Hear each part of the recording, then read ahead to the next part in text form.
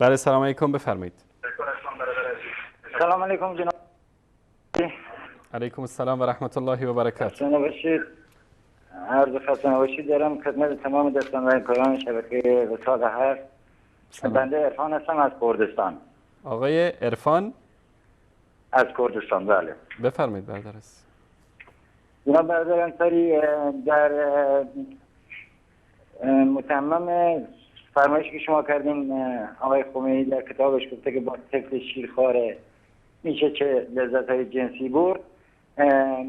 من تقریبا چند سالی از انقلاب گذشته بود یه رساله همین آوار مطالعه می‌کردم، نوشته بود وطی در دوبر زن حائض اشکال ندارد.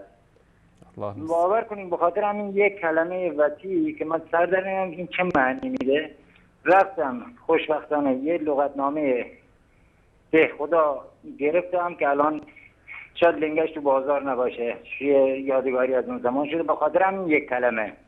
و دانه دانه این کلمه ها را کردم، دیدم با کمال عذرخواهی و شرمندگی از تمام خواهران و برادرانی که بیننده تلویزیون هستن، ولی خب بعضی وقتا برای جراحی تیغ زدن لازمه دیگه، چاره نیست. این بود منظور این جمله، این بود که زمانی که زن انسان حیث است، عادت ماهیانه است، از جای دیگه باش درست عملیات زناشویی انجام بدی اشکال نداره. یعنی واقعا مایه شرمه که کسی که چطور بیاد چطور روش میشه که با همسر خودش همچین رفتاری بکنه.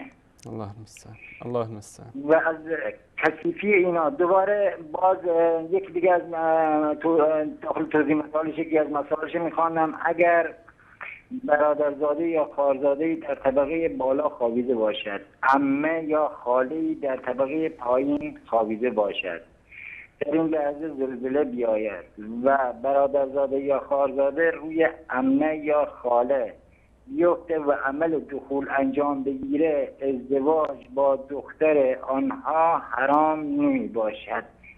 مزخرف تر این حرف میشه؟ یه ساختمان دو طبقه، زلزله، تمامی آجرها برن کنار، خاله و عمه چه حکمی داره انسان دارن؟ مگه بدونید که مثل مادر عزیز هستن؟ درست. روش همیشه این کلمات به کار میبرن. قشنگ هیچ مذهب میخوام بی عورت دوتایشان مستقیم بیاد دخول انجام میشه، بعد از دختر اینا ازدواج کرد، آن ازدواج اشکال ندارد و حرام نمی باشد. یه چرتایی میشنوه آدم. من نمیدونم مردم ایران مست شدن، مردم ایران چه گناهی در درگاه خدا کردن که به همچین مصیبت معضلی گرفته ها شدن. انشالله که هرچی به زودی زود از کرد انشاءالله رافت خلافشیم. ایران واقعا لیاقتش این نیست، واقعا لیاقت ایرانی این نیست. خیلی خوب نمیدونم دیگه، بالاخره تو هر مقطعی از تاریخ مسائل پیش میاد. یعنی به نظر من ننگین ترین دوران تاریخ ایران همین دورانه دیگه.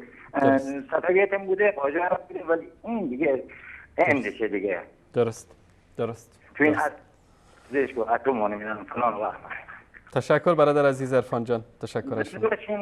چیزی مزاحم میشم، آرزوی سعادت و سربلندی برای شما دارم، موفقیت پیروزی و روشنگریاتون تمام روی تمام دستان شبکه وصال از دور میگم و بدون خسته نباشید.